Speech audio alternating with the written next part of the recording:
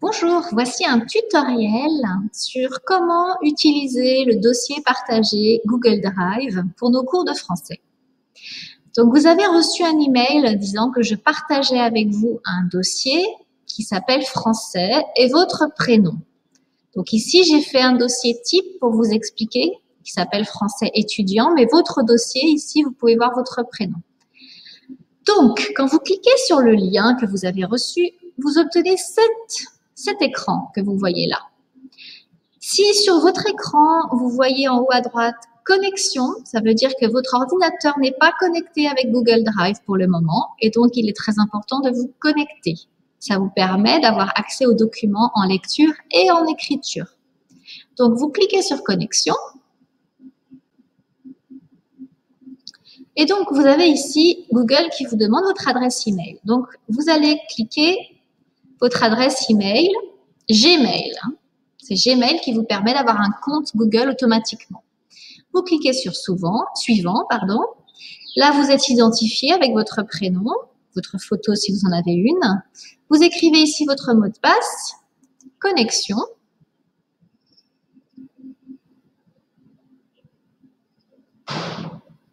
Vous êtes redirigé. Voilà, donc c'est la même fenêtre que tout à l'heure. La différence, c'est que vous voyez en haut à droite, votre email doit apparaître ici. Donc, ce qu'il vous reste à faire maintenant, c'est de cliquer sur « Ouvrir dans Drive ».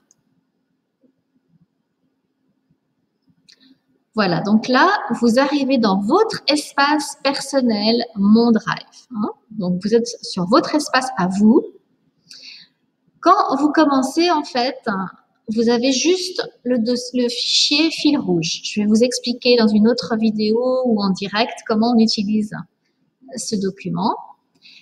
Donc, au fur et à mesure de nos cours, je vais ajouter dans ce dossier différents documents. Ça peut être des documents de cours, des exercices, des photos, des documents audio ou des vidéos. Donc, en général, c'est moi qui vais le plus régulièrement vous mettre des documents, mais vous aussi, vous pouvez importer des documents.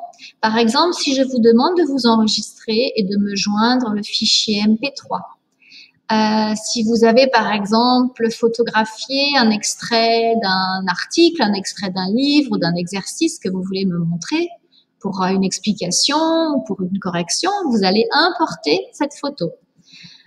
Si vous avez fait un exercice sur un traitement de texte, Word par exemple, et que vous voulez me le montrer, vous allez aussi pouvoir l'importer ici.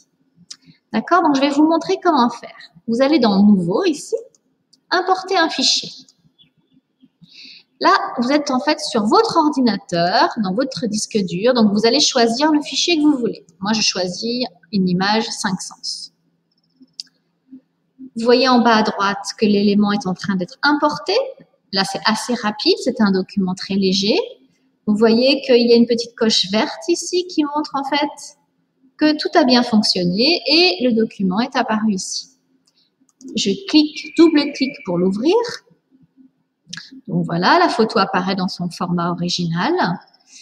Et là, vous avez deux options intéressantes. Vous pouvez l'imprimer, si c'est par exemple un exercice que vous voulez avoir en version papier.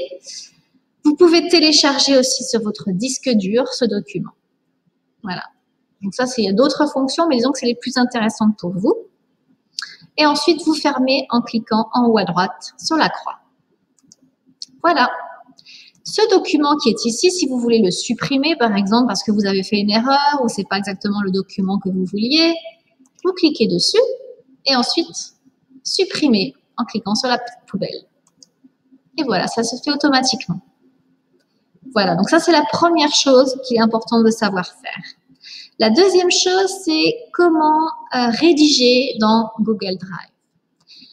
Donc, assez régulièrement, je vais vous donner comme travail à faire de m'écrire des choses, en fait, en fonction de votre niveau. Donc, plutôt qu'utiliser un traitement de texte extérieur comme Word, par exemple, ou LibreOffice, eh ben, vous allez écrire directement dans Google Drive parce que le traitement de texte de Google Drive permet des fonctions très intéressantes de partage. Je vais vous montrer comment créer ce document. Donc, vous allez encore une fois dans « Nouveau » et Google Doc. C'est le nom du traitement de texte de Google. Ici, vous avez un message d'avertissement qui vous dit que ce fichier aura les mêmes autorisations de partage que le dossier.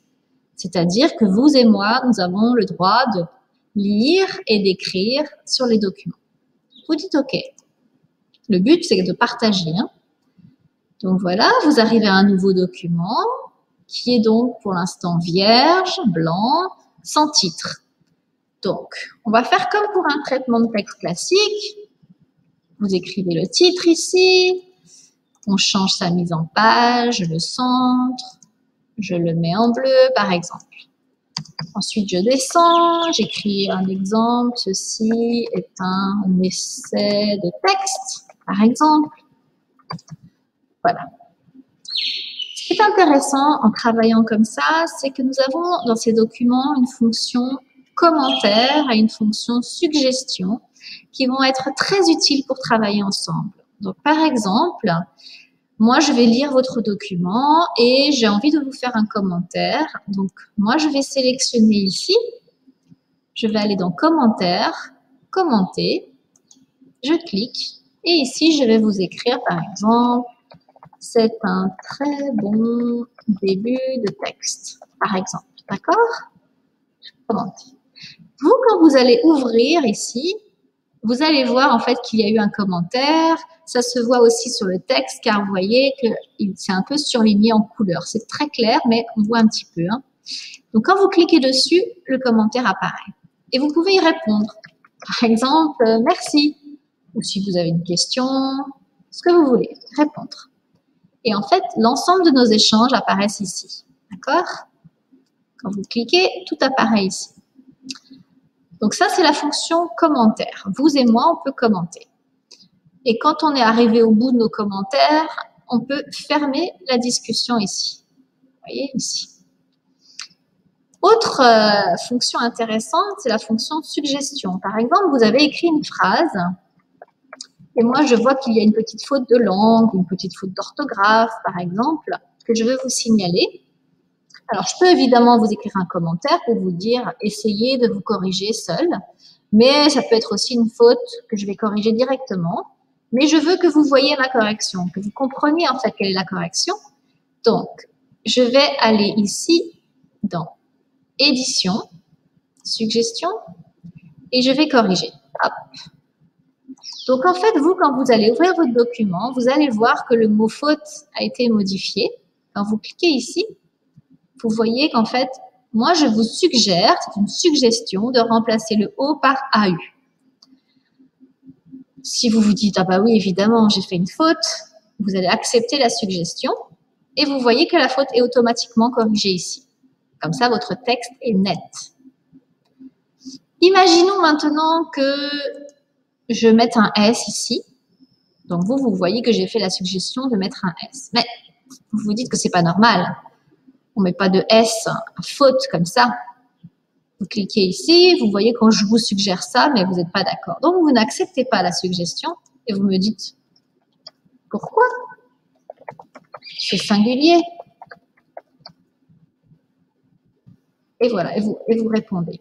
Moi, je vais voir votre commentaire. D'accord? En général, je vais vous répondre, si vous avez raison, bah oui, effectivement. Et donc, on refuse la suggestion. Là, vous voyez, on a oublié de mettre le E, je le mets. Et donc, on accepte la suggestion. Voilà. Et donc, notre document, ensuite, va garder la trace de l'ensemble de nos discussions. Si vous voulez voir tout l'historique, en fait, ça apparaît ici, dans les commentaires. Voilà. D'accord? Et donc, c'est un traitement de texte classique. Et ce qui est très intéressant, c'est que tout s'enregistre au fur et à mesure. Vous voyez ici, dès que vous tapez quelque chose, je tape ici, ça enregistre. Vous voyez? Et le titre, vous pouvez le mettre automatiquement en cliquant ici. Ça reprend le titre que vous avez choisi. Voilà, j'espère que c'est clair. En tout cas, si vous avez la moindre question, des choses qui ne sont pas très évidentes pour vous, dites-le moi. Et je vous conseille de faire des essais. Hein? Essayez, importez un document, écrivez dans un document Google Doc pour voir si tout ça est très clair pour vous ou pas. Et puis, nous en parlons pour le prochain cours. À bientôt. Au revoir.